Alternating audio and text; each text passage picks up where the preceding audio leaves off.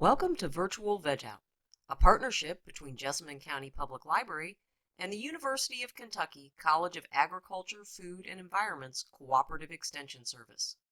In this episode, we'll be turning up the heat on our veggies as we explore grilling and roasting. Since we couldn't possibly discuss the entire history of cooking food over fire and coals, we're going to start our history in America, where more than 75% of the population owns an outdoor grill or smoker, and about 80 million people grill out each year. The word barbecue can refer to a style of cooking, the structure on which you are cooking, a sauce, a flavor, and even an outdoor social gathering. A word with so many uses must be a well-loved one, but how did Americans develop a love of a necessary task like cooking outdoors? The native peoples of the Caribbean and Americas most likely ignited that passion. The first indigenous peoples that Christopher Columbus encountered in the Caribbean were a tribe called the Taino, and they had developed a way of slowly cooking meat on raised wood grates over an indirect flame. The Spanish word for this method of cooking was barbacoa. Spanish explorers brought the technique with them to America, spreading it as they went. Native Americans used a low-heat, slow-cooking process too to dry meats for preservation, which isn't quite the same as barbecuing, but the method could be adapted to cook instead of dry, and it definitely added a smoky flavor to the food. By the 1650s, American colonists had adopted the barbecue. Barbecues had become social events, enough so that the colony of Virginia enacted a law that forbade the discharge of guns at barbecues. According to Steve Reichland, Americans celebrated all sorts of major events with barbecues, including winning the Revolutionary War and building the Capitol building. George Washington loved barbecues. He wrote in his diaries about attending them and hosting them, at least 6 between 1769 and 1774. People said that Thomas Jefferson liked a pepper vinegar sauce on his barbecue, much like the sauce made in North Carolina today. Archaeologists digging at James Madison's Montpelier plantation in Virginia unearthed what they think was a barbecue pit, a trench filled with wood, ash, charred wood, and a jaw from a small pig. Early presidents weren't the only ones to enjoy barbecue. It's just as popular today as it was then. The driving force behind the evolution of barbecue in our country is, of course, the people who did the cooking, and in many cases it was enslaved Black Americans. Whether they came from Africa, the West Indies, Haiti, or Jamaica, these men and women brought with them their own recipes, tastes, and methods for cooking over fire. The incredible diversity of cultural influences combined with the available ingredients helped to develop various regional styles of barbecue. From the Carolinas to Texas, Kansas City to Alabama, the adaptations and sauces are as distinct as the areas from which they hail. So barbecue lit America's fire for cooking outdoors, but what most of us do on our patios is definitely not barbecue. It's grilling. There are a few differences. Barbecue involves low, indirect heat, long cooking times, smoke, and large cuts of meat. Grilling uses high, direct heat, shorter cooking times, and smaller portions of food, which may include vegetables or other proteins. So today, we're going to give a few recipes for grilling, because this is Veg-Out, and most of us don't have multiple hours to wait for dinner. We'll demonstrate 3 recipes on the grill today: tofu with barbecue sauce, eggplant with balsamic and herb marinade, and sweet potato slices with lime and cumin. Let's get started. First, we're going to make a barbecue sauce for our tofu. I've made a spice mix that will go in it that includes a teaspoon each of garlic powder, onion powder, black pepper, chipotle chilies, ancho chilies, and hot paprika.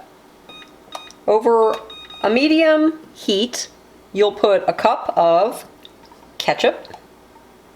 You could use tomato paste, but ketchup is the classic ingredient. You'll need a couple tablespoons of regular yellow mustard, a 1/4 cup of molasses, a 1/3 of a cup of apple cider vinegar, 2 tablespoons of lemon juice, 2 tablespoons of Worcestershire sauce, If you are interested in this being vegan, then you'll want to make sure that you've got vegan Worcestershire sauce, because regular Worcestershire sauce contains fish oil. I'm also going to add about a teaspoon of liquid smoke. Now, if you're cooking over wood chips, obviously you don't need liquid smoke in your barbecue sauce. But we're going to cook over charcoal today with our tofu, and I like that smoky flavor. Add our spice mix in. Last but not least, we want a couple tablespoons of honey. Now we're going to mix this thoroughly and cook it over medium heat till it simmers. You can let it simmer for about 15 to 20 minutes. Then we'll take it off and put it in a jar, and you can store it up to 3 weeks, or put it directly on what you're going to marinate in barbecue sauce. To prepare your tofu for the grill, get it out of the package, drain the water off, take a towel and press as much of the water as you can out of your block. Tofu is great because it will absorb marinade like nobody's business, and it'll taste just like what you're putting it in rather than some old bean curd. Now we're going to slice it into chunks that are about a ½ inch thick, giving ourselves as much surface area as possible. You want to try to get them as even as possible. You can go back and press a little more water out of them if you like. Lay your tofu pieces down in the marinade or barbecue sauce. And now you can set these in the fridge to soak for a few hours or overnight if you like.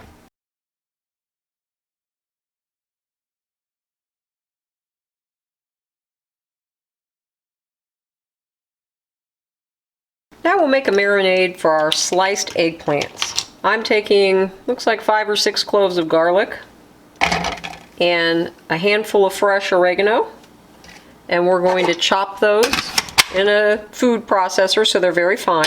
Then I'm going to add, and I'm going to put this in the food processor too. It might get a little messy, but that's okay. I want it nice and mixed up.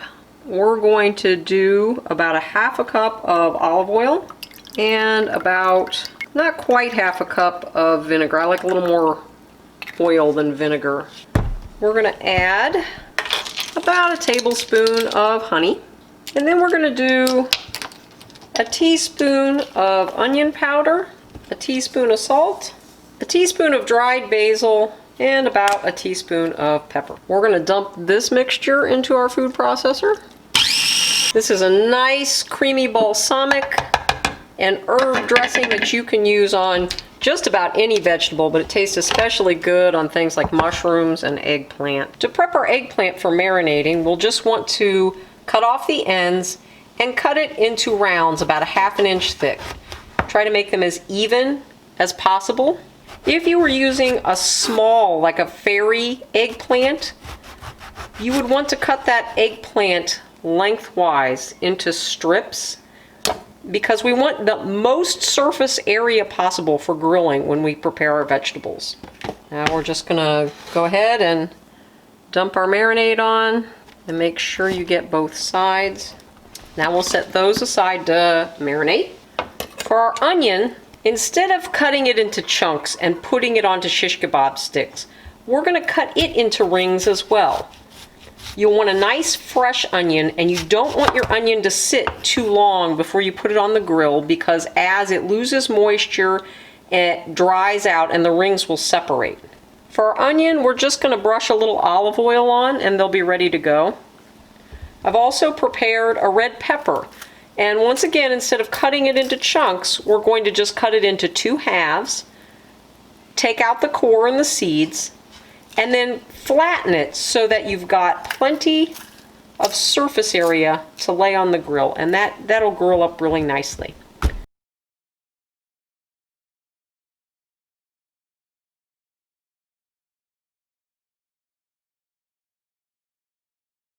We'll make one last marinade to put on some sweet potatoes that we'll grill as fries. So we're going to take some lime juice, some chili powder, and this is just to taste, so it doesn't matter exactly how much is going in there. It's like maybe half a tablespoon. Some cumin, once again, maybe half a tablespoon. A little honey, and some olive oil. And we're just gonna stir that up really good. And we'll brush this on the fries, both before and during the grilling process. You can see I've peeled some sweet potatoes. These are a white sweet potato, so they look a little bit like regular potatoes, but they aren't. They're sweet potatoes. Once again, we're looking for the most surface area possible, but in this case, we want these to be very thin.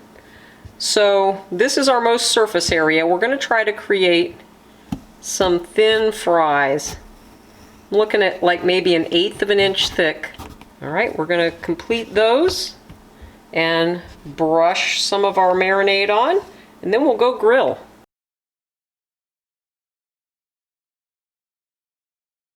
The first thing we'll want to do is get our grill good and clean. I've got 2 different devices.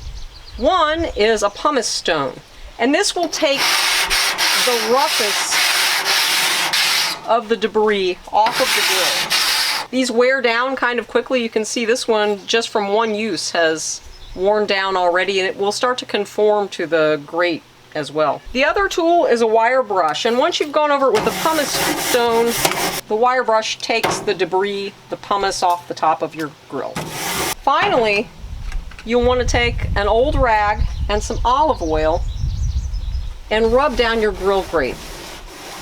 This will help keep things from sticking to the grate, and it will also take off that final layer of dirt. Notice your towel gets kind of dirty. Now we're ready to get our charcoal. Everything you really need to know about charcoal briquettes is written on the side of the bag.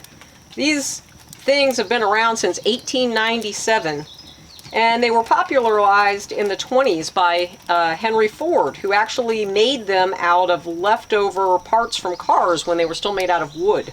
But there's an even more basic way that you can use your charcoal grill. You can put hard wood, paper, and cardboard, and actually start your fire with wood.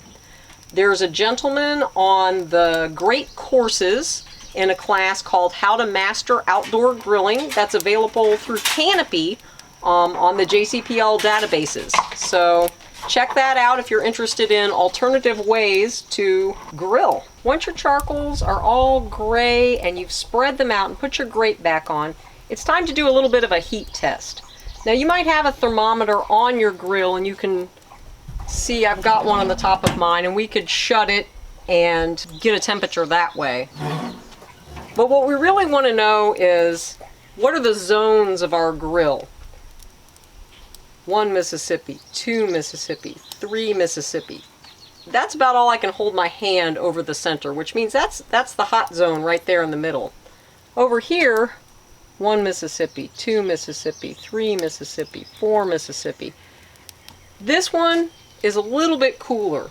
So we're looking for about a medium heat. Medium heat is maybe 4 or 5 Mississippi. So I think we're going to start 1 Mississippi, 2 Mississippi, 3 Mississippi, 4 Mississippi, 5 Mississippi. I think we're going to start on this end of our grill, laying our vegetables out. Now you'll notice that I've got my sweet potatoes on the top rack.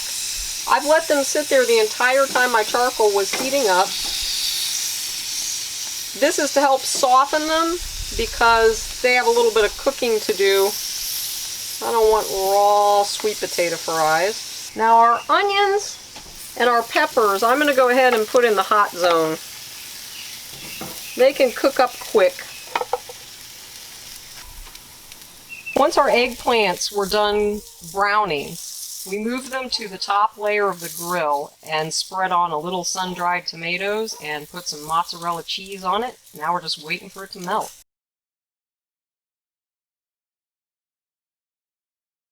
Roasting is another way to caramelize your vegetables and bring out those sweet, nutty flavors that we love so much. Carly Jesse from our local extension office will show you how it's done.